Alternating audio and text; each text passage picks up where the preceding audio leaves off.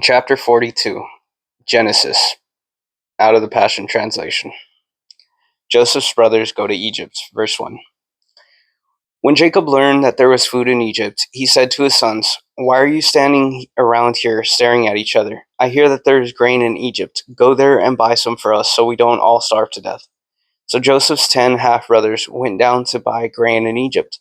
But Jacob did not send Joseph's full brother Benjamin with them, because he feared something might happen to him. So Israel's sons were among those who went to Egypt to buy grain, for the famine in the land of Canaan was severe.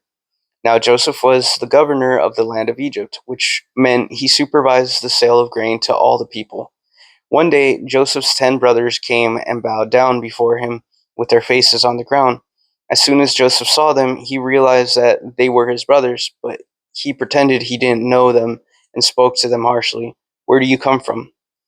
"From the land of Canaan," they answered, "and we're here to buy food." Although Joseph recognized his brother, they had no clue it was Joseph speaking to them. Then at once Joseph remembered the dreams he had about them. Bowing before him, pausing, he said to them, "You are spies. You've come to see where our land is weak." His brothers replied, "No, master, we've come to buy food. We are your servants. We are honest men. We'd never think of spying. We're blood brothers, sons of one father." Joseph interrupted, "No, you are spies who have come here to find our weakness." "We are your servants," they insisted. "We are 12 brothers. Our youngest brother remained behind with our father, and one brother, well, he is no more." Joseph said to them, "It is just as I said, you are spies. And here is how I'll test you. Unless your younger brother comes and presents himself here before me, then surely as Pharaoh lives, you shall not depart from here. One of you must go and bring me your brother, while the rest of you will remain here in confinement. This way I'll test your words to see if the story you have told me is true. If not, as surely as Pharaoh lives, you are spies." He placed them all in prison together for 3 days. Joseph tests his brothers.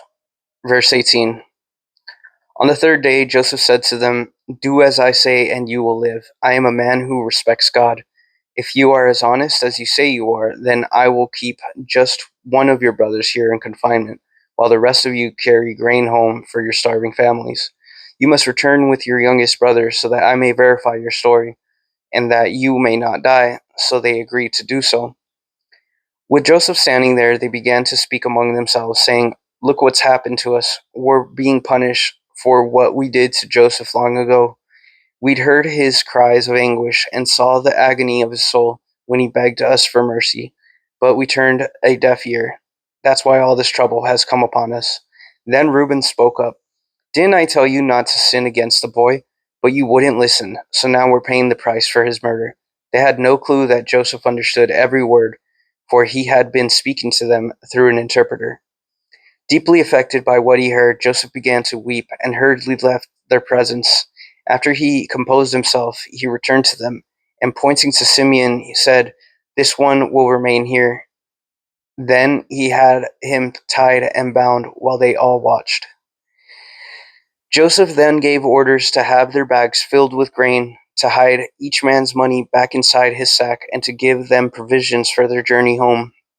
After this was done for them, they loaded their donkeys with the bags of grain and departed.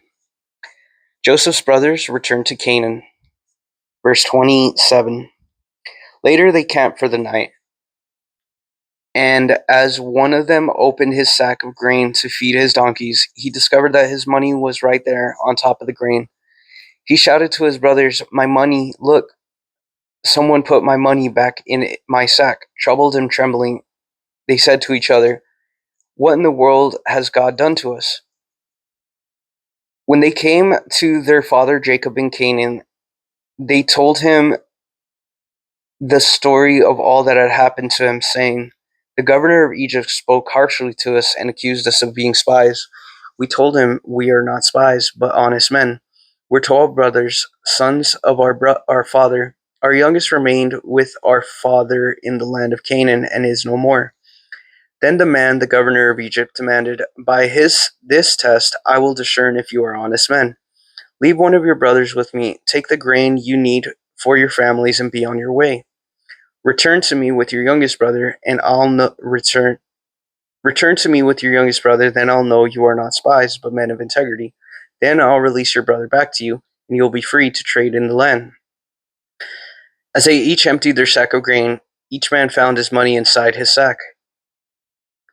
When they and their father saw the money returned to them, they were frightened. Their father Jacob said to his sons, "You have taken away my children first. Joseph is gone, and now Simeon. Now you want to take Benjamin from me. Everything is against me." Then Reuben said, "Father, you may put my 2 sons to death if I fail to bring Benjamin back to you. Trust me, I will bring him back." But Jacob replied, "You can't let my son Benjamin go with you, for this brother is his brother is dead, and of Rachel's sons he alone is left. If he were to meet with disaster on your journey, I would die of grief. You will send my white hair and broken heart sorrowing down to the grave."